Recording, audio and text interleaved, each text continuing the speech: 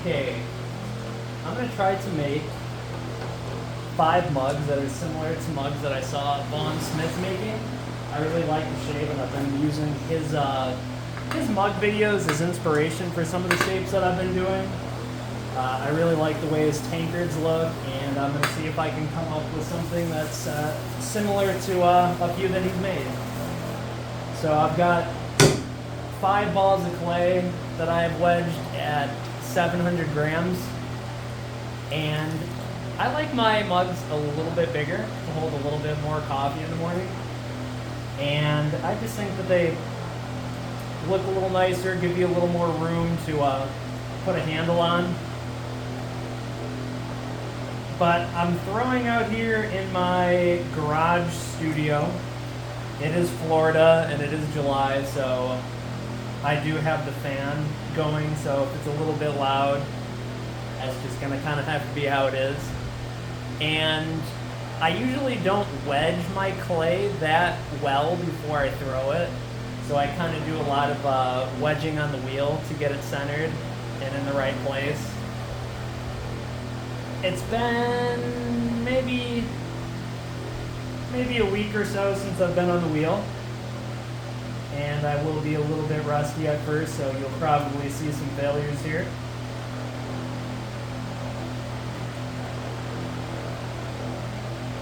I'm not sure if I should talk through all the processes of throwing.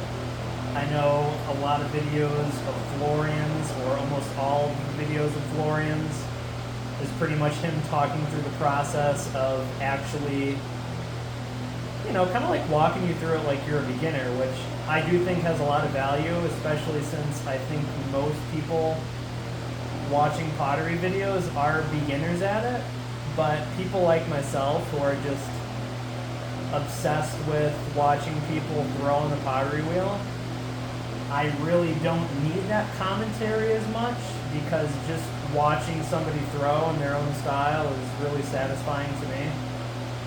But I will probably talk about the process a little bit as I go through here. I am compressing, or at least just making the bottom even.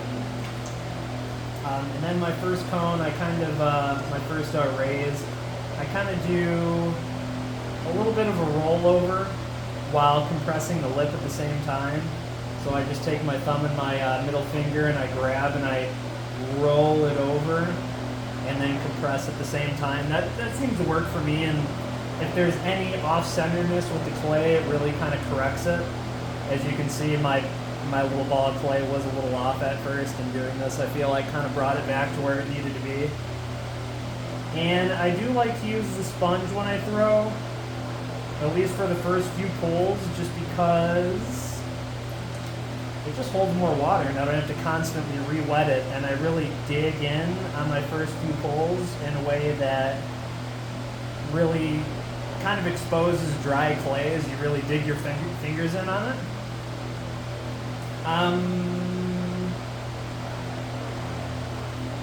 I've been experimenting quite a bit with mug shapes, and ultimately I really want to be selling these at Renaissance fairs. That's kind of my wife and I's it's kind of like one of our main hobbies and interests is going to Ren fairs every year.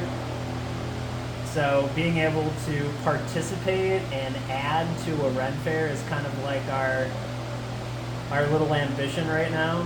We have a lot of our costume together, actually. Just buying stuff from like thrift stores. You find a lot of really cool stuff, especially in like the women's boutique section of the thrift stores that you can wear to Renaissance fairs that really pull your costume together. I got this. I would never buy a fur ever, but I did find a fur that was being sold that I really liked, that I ended up getting for about $15.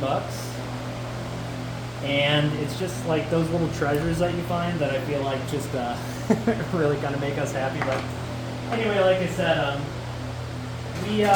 we really want to kind of contribute and bring something to the Ren fairs.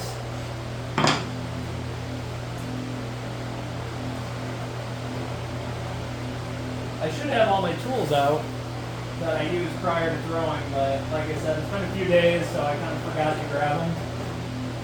One of my favorite things is this guy right here. It is just a little piece of wood that I cut a little nick in the bottom of it, and it makes a really awesome. It just makes feet really well. And you can just use like an old paint stick or stir or something like that. I want to make sure my leg isn't in the way too much. No, it seems like it's okay. Yeah, it's alright. So that makes a nice foot. I don't need this, but I bought it, so I want to kind of use it a little bit more.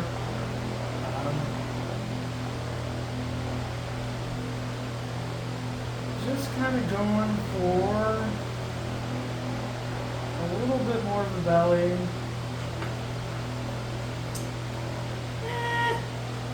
I'm not super stoked on it. I think the rim needs to be a little bit wider on this guy.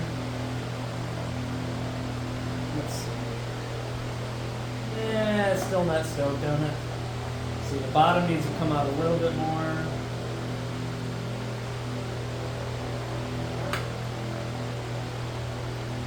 I like the way that feels a little bit, but I'm still not super crazy on it. I like to keep as much throw lines as I can. That just, something about just stoneware and Renaissance fair pottery just screams like it should have that old,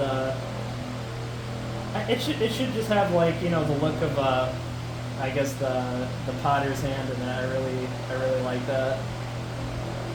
So I used to be really obsessed with using the kidney scraper and smoothing out all the throw lines, because it was really satisfying, but I just like the way throw lines are. Here's my sponge on a stick, basically a PVC pipe with the sponge just that I jammed in there that eventually took the form of it. So it's a little crude, but it's been working for me for a while.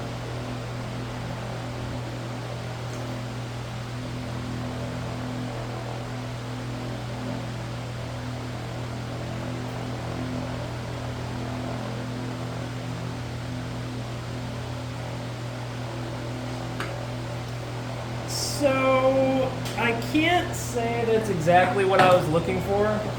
I think I want the base to be a little further out, and I do like how it rounds up, but something about the proportions of it I just am really not that in love with, but it is close to the vibe.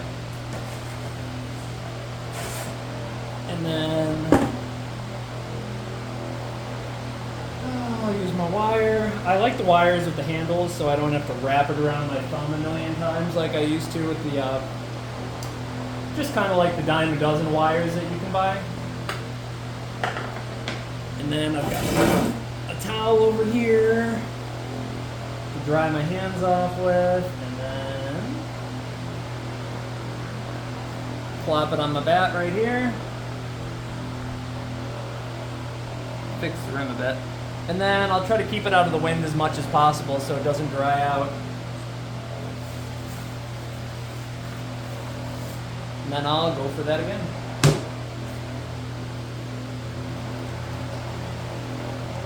Like I said, I do have to do a little bit more wheel wedging because I am always battling air bubbles. I really don't like to wedge that much because it just hurts my wrists.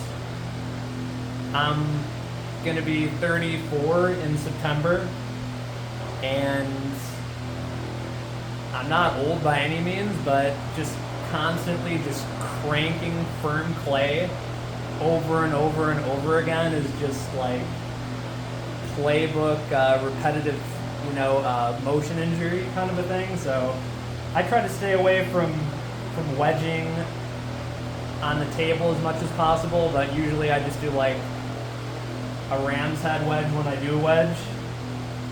I just feel like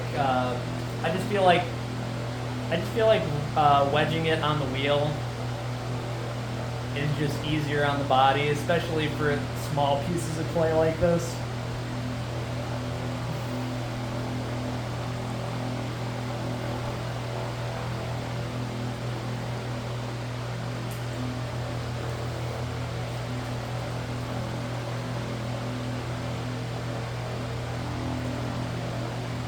Clay is pretty good consistency right now. I really hate throwing with firm clay. It does, it's good and it's bad in a few ways. Like, it obviously keeps more rigidity when you throw with it, which is nice, but it seems like air bubbles love firm clay, and it's just really hard to work it out of it, especially when you're wheel wedging it. I feel like if you're going to be throwing with firm clay, you almost are required to do a lot of table wedging with it, because like I said, I just have bad luck. I don't think I have bad luck. I just think that it's just really hard to work the air bubbles out of it when it's on the wheel head. It's just a little bit harder to. It's just a little bit harder to wedge them out. I do like using this rib to get a flat bottom.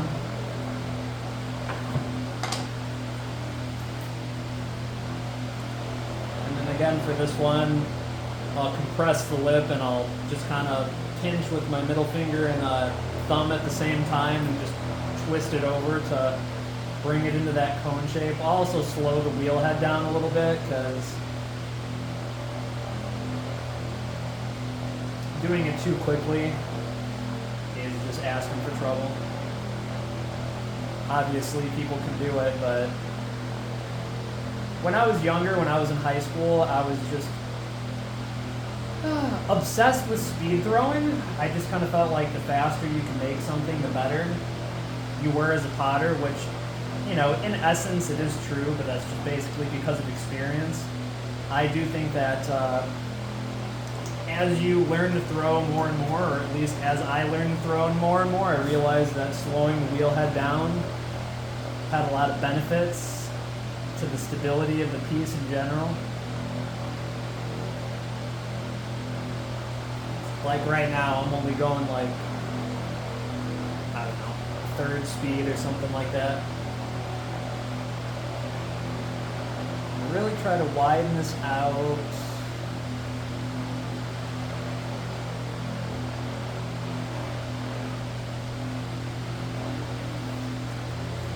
And then I want to I want to make it conical, but with kind of like the fat belly that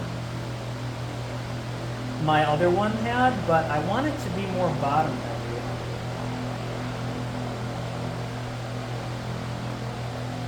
I wanted to have that just medieval tinker vibe, but also with kind of like a fantasy element to it. That's how I would describe my style. Is medieval with a little bit of a fantasy element to it.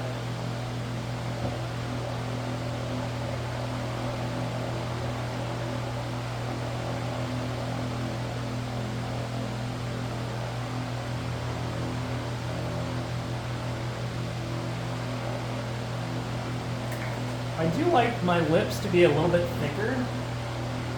Not too thick, but I really don't like a thin lip. So the clay's getting pretty skinny there at the bottom. I like these to have some weight. I don't want them to feel sloppy, but I do want them to have a little bit of weight. And this opening is verging on a little too small.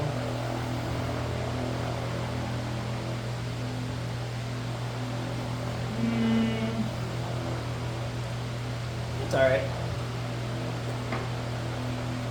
Then I use my foot tool. It's a nice wide bottom.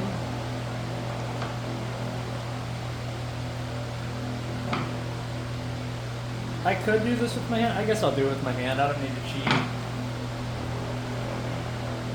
It's just wide enough to get my hand in there, and I can correct it afterwards if I need to.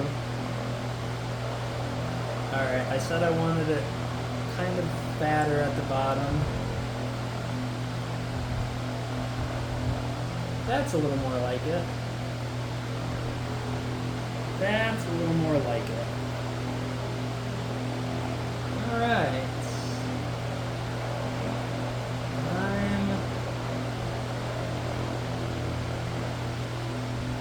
I like that.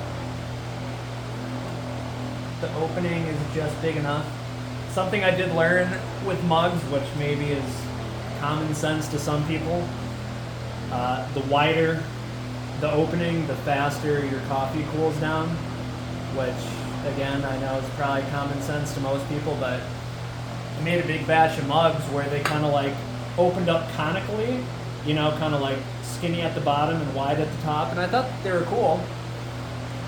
But your coffee dries out in like 3 seconds when you make it that shape. So I find that the tall, skinny mugs with the very narrow opening dry out or have your drinks warmest the longest. But I have had the tendency in the past to make my openings a little too small, and that's not good either. So finding the happy medium where you can easily get your spoon in there for your sugar.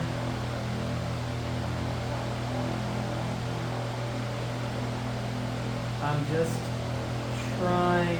Whenever I raise, I kind of have an issue where I always dig into it a little too much, and I always start with a nice flat bottom, but then like on the very perimeter of it, I end up like kind of like, you know, it's flat, and then I kind of like dig in a trench right before the wall starts, and it's like I need to get away from that because it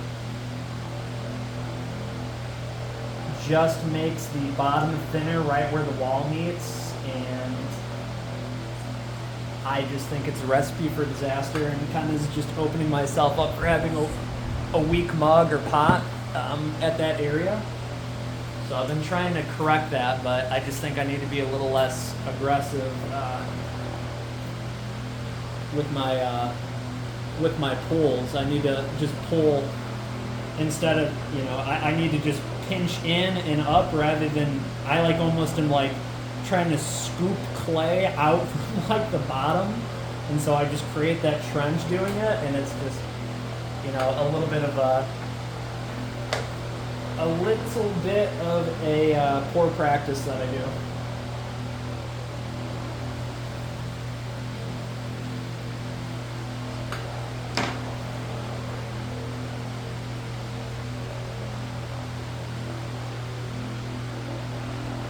Oh. I do kind of distort the rims a little bit. I do kind of want to take a page out of Vaughn's book,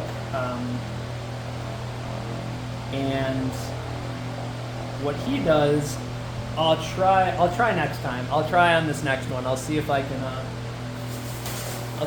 make it happen on this one. But he basically, after he or before he wires it off, he drips a little water from the sponge right at the base, and when he wires it off, it just comes off real easily and slides to the edge. I'm throwing on this small clear bath, so I can't really bring it to the edge of the wheel head like I would if I was throwing on a large circular bat, so I might have to switch over to that if I'm going to start using that technique. I've never tried it before, so I usually don't have a problem just picking them up the wheel head. But the larger the base, definitely the more surface area and the more it wants to stay adhered to the bat after you cut it off. So since I'm making my bases pretty wide, I guess something I gotta consider.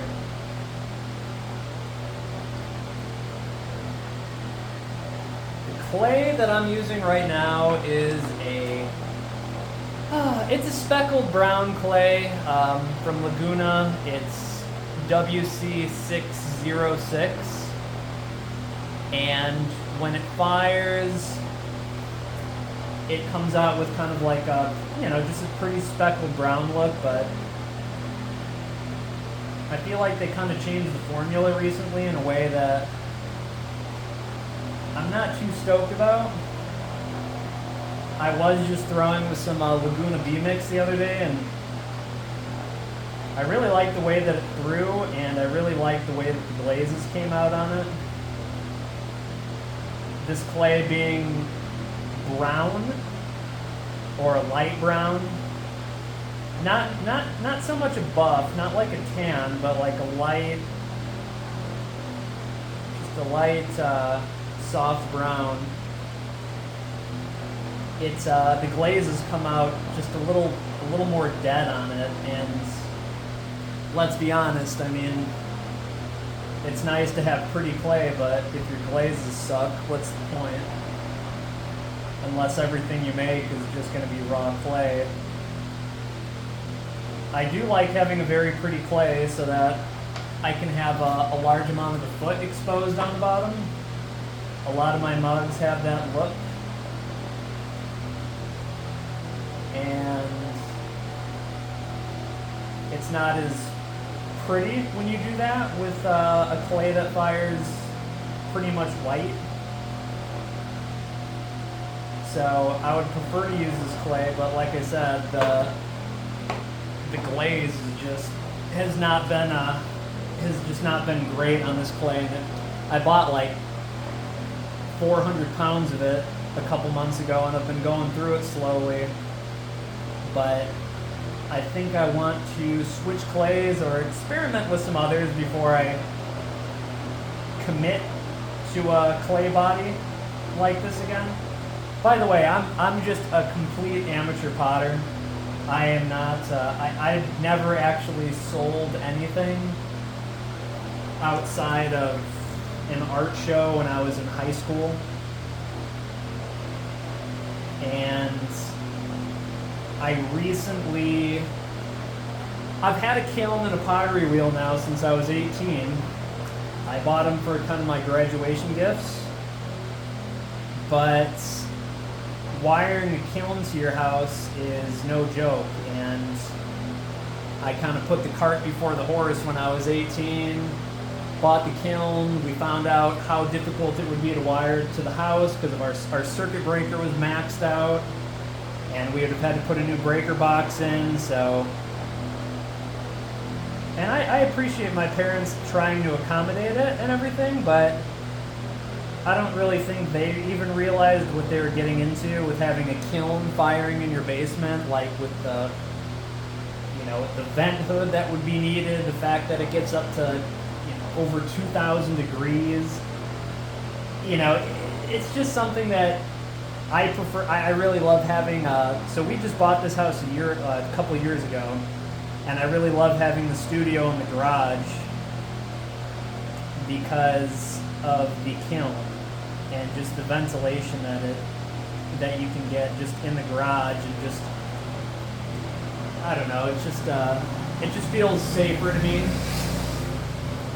I know a lot of people fire in basements and their studios are in, you got to put it where it's available to you, and I know people can do it safely and everything, but being 18 with my first kiln that I got right after graduating high school, I just wasn't educated enough on it to know how to do it safely, but having it here in the garage is definitely nice.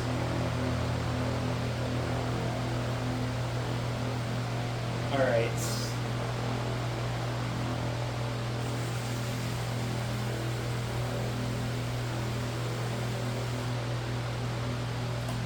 Alright. Very wide base. Kind of want it a little taller. I have a little bit of excess play right here. Okay. Alright, so I'm going to go in for the kill. Well, actually, let me smooth this out.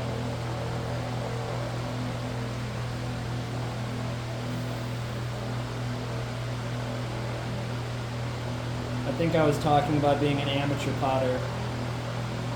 So I've never sold anything, just basically make things for fun. And I would like to, as I said, kind of get into the Renaissance fair scene of pottery and maybe doing some local art shows, but that's about it. I love pottery. It is probably my favorite hobby.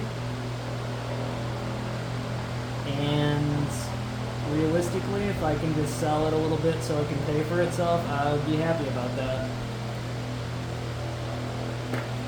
Alright, what did I do differently? I feel like it's got to be fatter at the bottom to give me that look I want.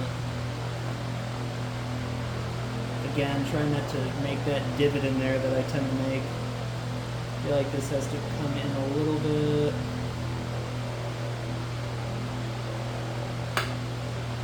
Just refining the shape a little bit so it's how I want it. This could probably come in this could probably bow out a little bit. And then drastically come in. Let's see how that feels. I mean, I'm looking at one that I just threw right there, but sometimes if you don't have the shape practiced,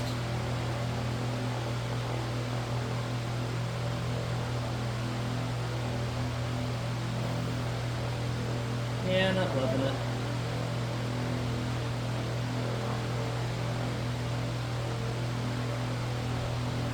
That's a little better.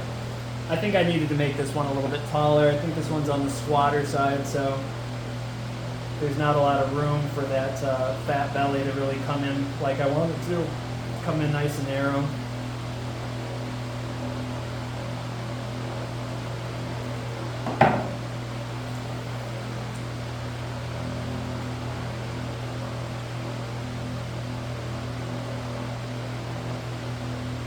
And I said I was going to do my first attempt with the Vaughn trick.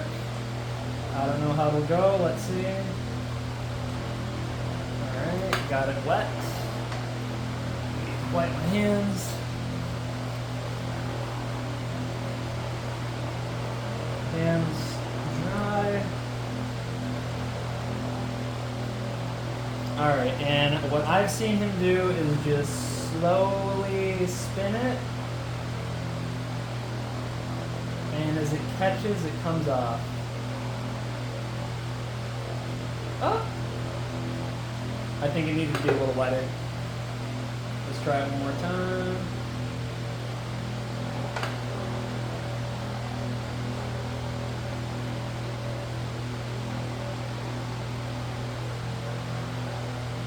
Nope, no luck. I gotta practice it a little bit more.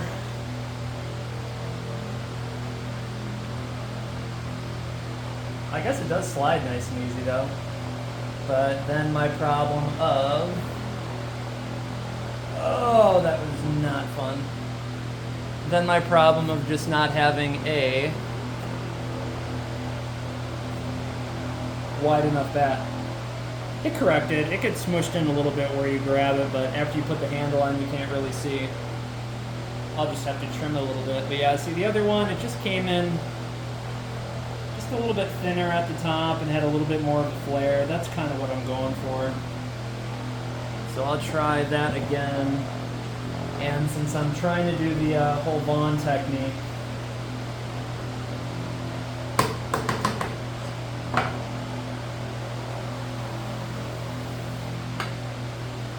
let me get a bigger bat.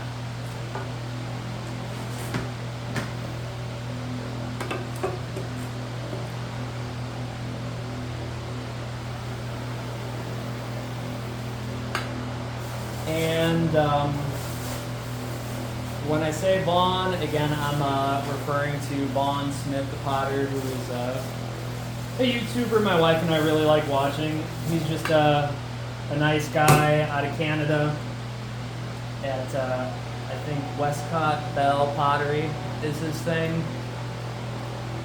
He's just a dude that's been doing it for a while and puts out nice little videos that we like watching, just kind of like the content that we're into, gives advice on pretty much everything there is to give advice on in pottery, which is, you can always find little Easter eggs in there, even if you are someone that's been doing it for a long time.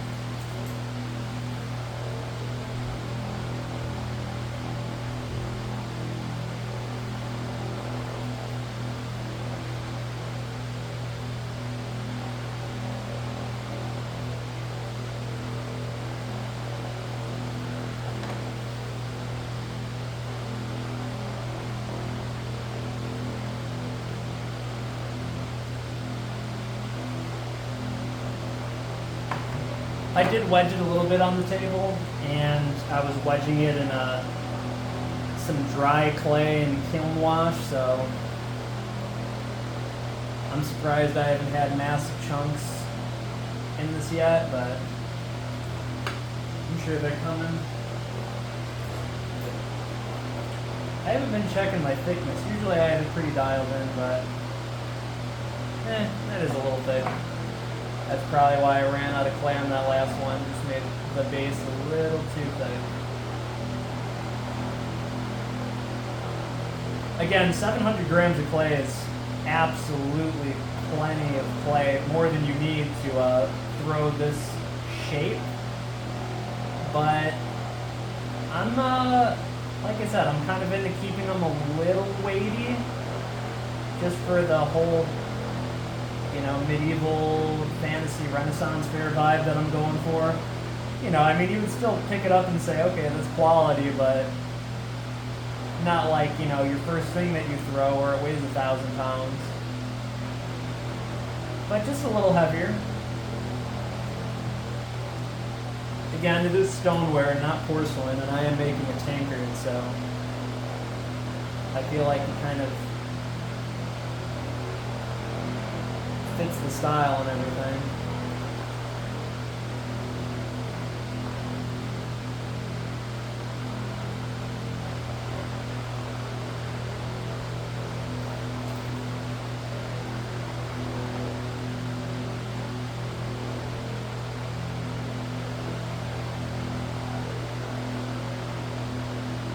I do feel an air bubble in there. Didn't wedge it well enough.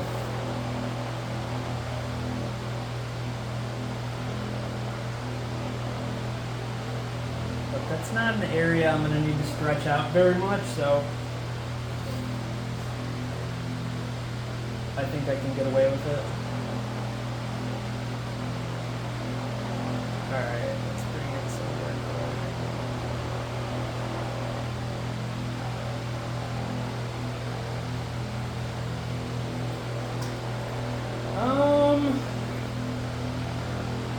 I think I can do one more.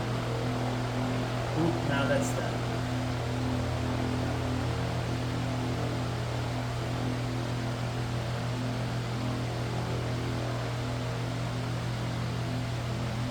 But I did get a little more height out of it.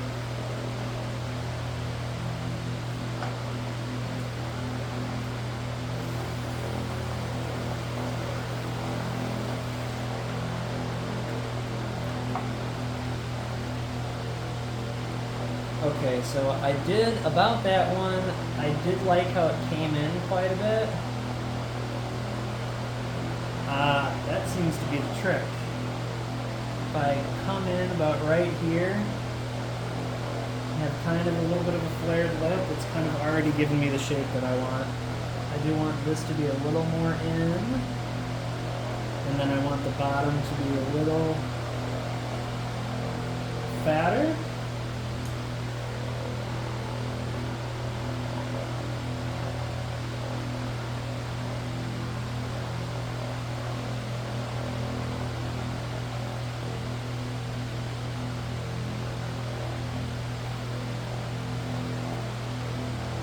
I can see where I've got chunks and air bubbles in the clay.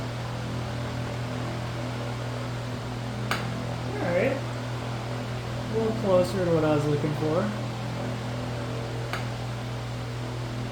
All right, we'll call that a win.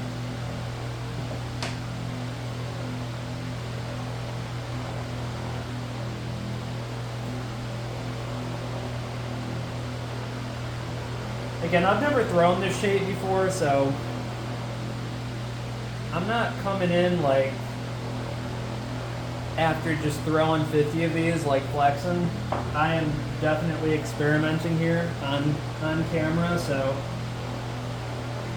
if that turns out to be bad content, maybe I will do a little bit more practicing before I take a video of it, but I do make quite a few mugs. It's just so I figured I'd be able to pull it together relatively successfully, but not with this shape. And it's coming along okay. I'm not doing too poorly with it. There's a couple of them that I'm not too stoked about. The last one I pulled off wasn't that awesome. I'm gonna chamois this one more time. I see a chunk on the rim.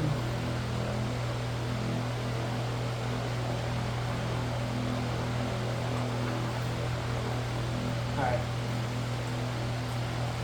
The water I'm working with is a bit saturated with clay. I didn't change the water out before I started throwing from my last session, so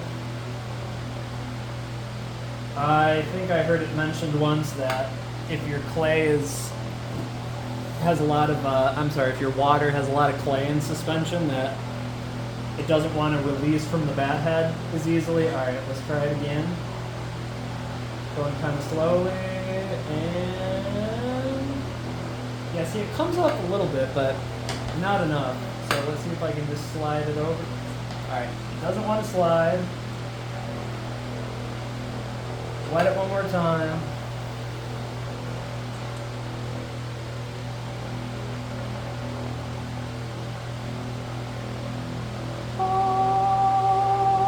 Alright.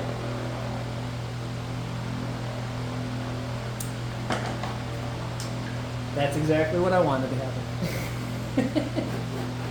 Now, to pull this off,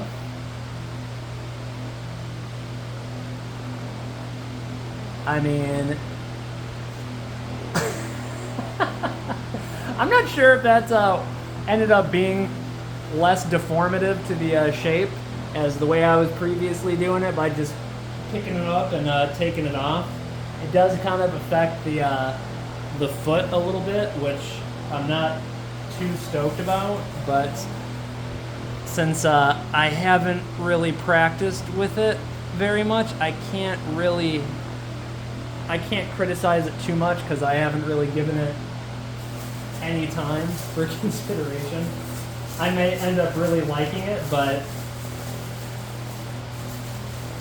if the base wasn't so fat like it is on this, sorry, this fan is killing me. If the base wasn't so fat as it is on these mugs, then I would definitely prefer to just opt for the pickup method, because that seems to have been working really well for me on a lot of my other pieces.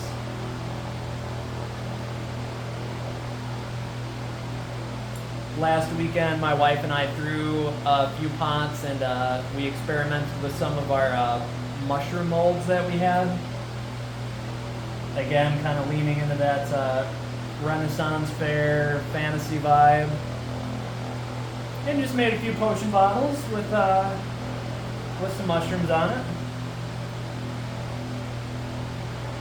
Using 2 different clays. Using the B-Mix as the pot body, and we use this clay that I'm working with right now, the WC606, for the mushroom molds.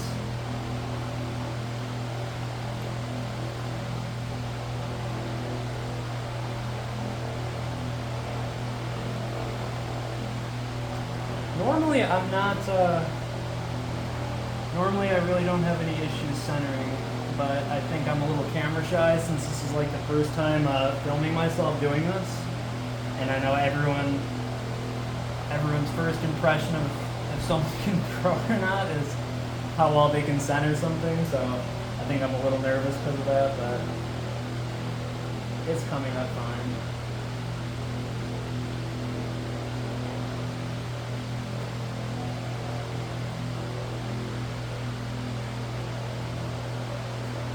Again, making it wide.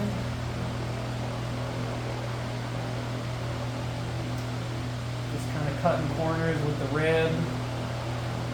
Just makes smoothing the bottom out and making an even bottom just a lot easier and faster.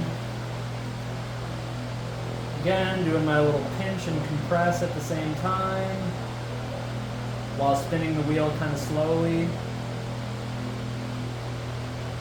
Really helped to rectify any off-centeredness the clay had.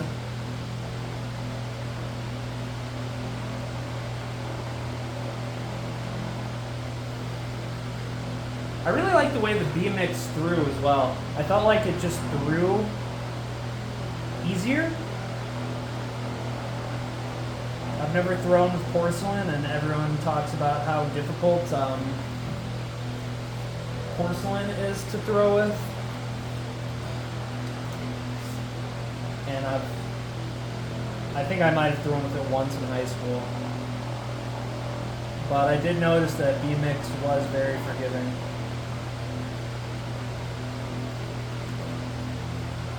Alright, let's see if I can get as much height out of this as possible. I know I'm intentionally making squat guys, but if I can't have that shoulder and lip do what I want, then the form looks kind of crappy.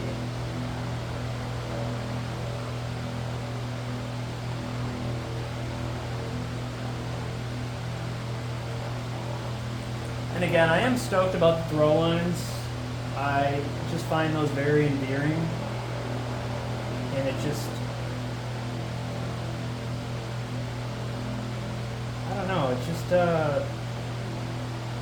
kind of immediately identifies it as a hand-thrown pot, so maybe that's why I appreciated it. I appreciate it more. And the more I make stuff, the more I appreciate little wabi-sabi flaws. Whereas when I first started throwing, I was much more into being a perfectionist.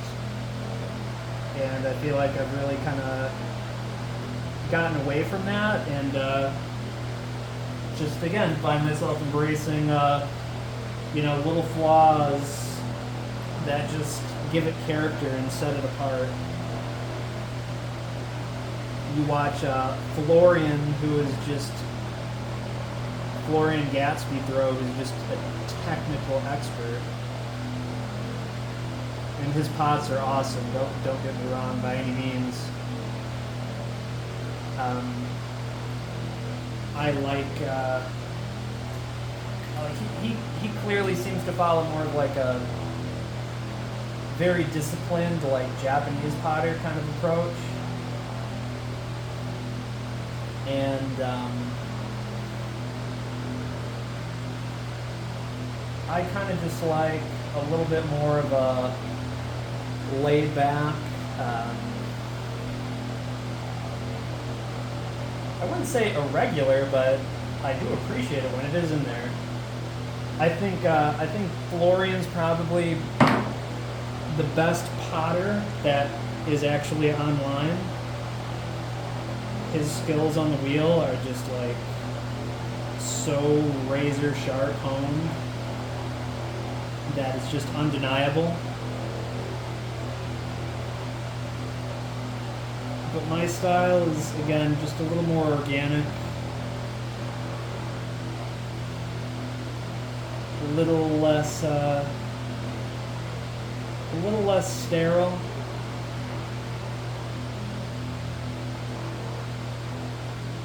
And again, that just kind of leans into my whole, you know, fantasy kind of vibe.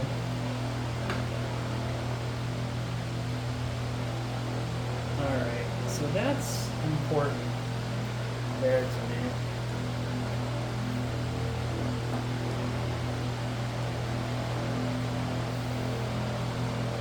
Again, trying to just copycat a style of mug that I saw Vaughn Smith throw. Just trying to replicate it, and maybe if I edit this video, which I probably won't, I'll put a picture up of what it is I was actually trying to pull off.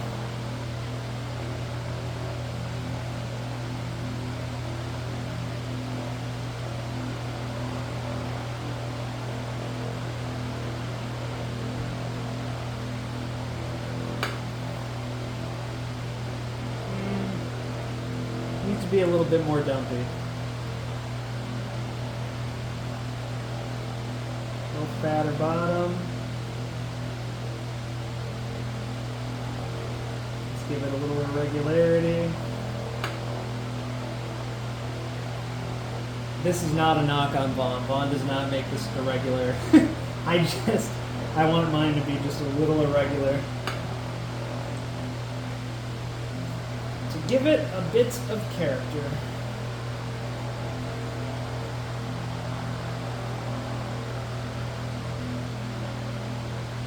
And I don't do much trimming with these. I just kind of leave the bottoms. I just clean up the bottoms a little bit where the wire goes over it. I don't give it a foot. I just keep it a big flat base, which I was just talking about earlier about keeping your coffee hot. And I've been thinking about it lately that I probably should be putting a foot on the pieces I throw to try to cut down on heat transfer. Just a thought. But one more time.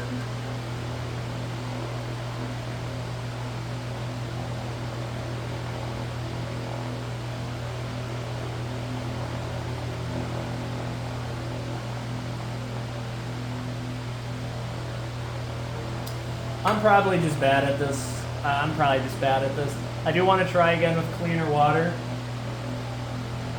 See if that helps, but this is just probably me just sucking. See, that's what I want it to do. That's not what I want it to do. I didn't mess it up too bad. Again, this just feels super awkward. I hated that. Yeah, I did say I wanted it to have character. Alright, let's see if I can bring it back a little bit. I'll show you how bad I screwed it up. Quite a dent right there. I could probably bring it back a little bit. Alright, bring this rim back. It was just a circle. It wants to be a circle. So go back to your home, ball.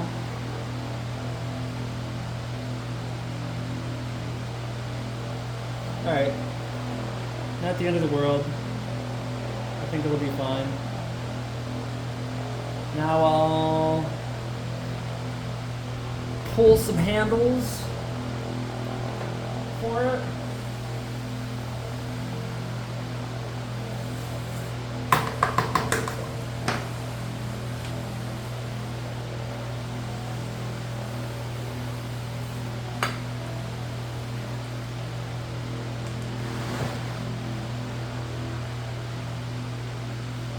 I used to let my pots become leather hard-ish before putting on any handles. so that I could trim them and then do the handle attachment. But again, watching Vaughn, because he's the man, I found that putting on the handles when they're still fairly wet is actually a much more effective way of adhering the handles to the mug. And so what I do is I just set them slowly spinning on the wheel with the fan blowing on it while I pull my handles. And that should be enough time to kind of get them a little more firmed up while I do my handles. I'm gonna try to set this up so I can show myself pulling the handles. Oh. All right, that's probably good. Let's see if I do it there. Have my chair here. Make sure my table's clean. And, okay, that should be good.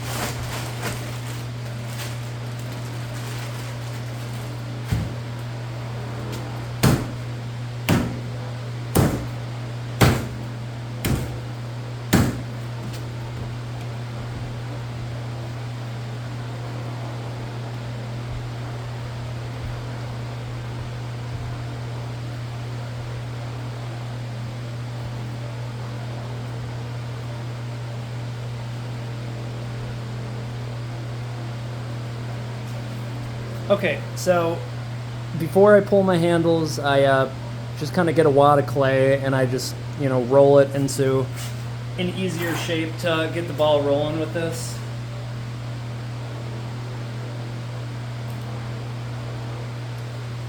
I feel like I could have a better setup of this that shows a little bit more. Yeah. Okay, so I use this as my measuring guide. I just put it on the table. And begin to pull. Dip it in water. And I'm not the best handle puller, but I have been making quite a few mugs, so I've gotten okay at it so far. I like my handles to be a bit on the chunkier side, at least where they connect at the top. So let's see if we can see this. That's probably a decent handle, decent thickness. So I'm just going to put it here next to my guide. And then get my wire. Not my wire, my needle tool. That was the wrong needle tool to use.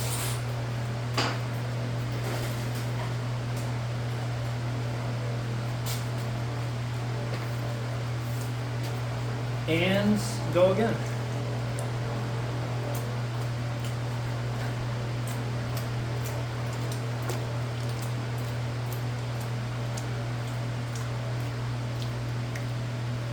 I know some people are out there probably cringing at the way I'm pulling my handles.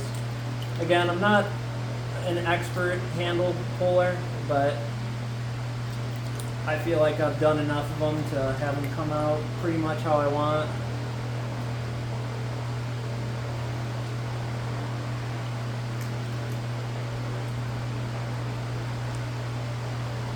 Yeah, that should be good.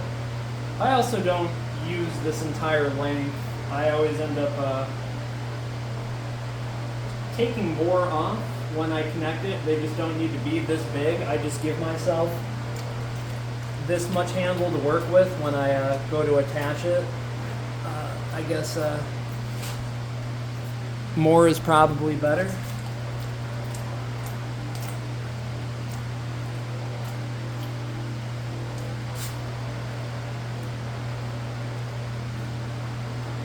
Trying to show you the angles of it.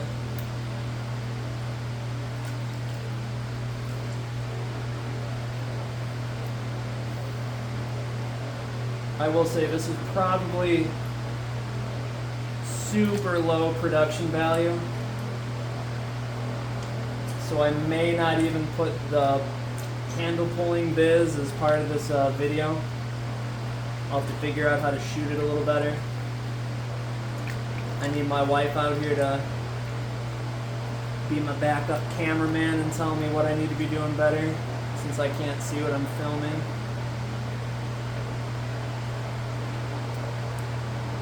Alright, that should work.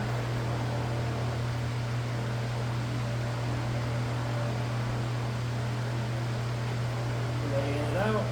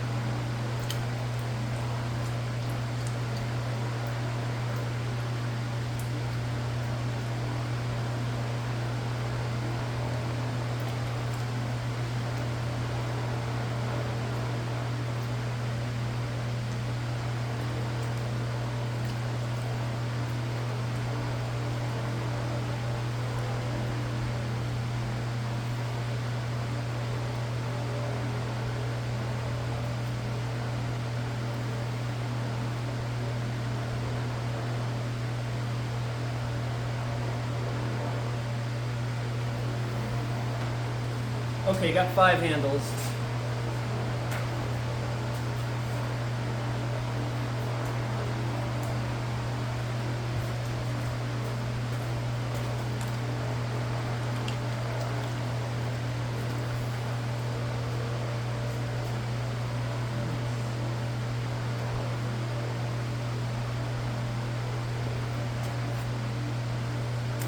All right, let's reposition this.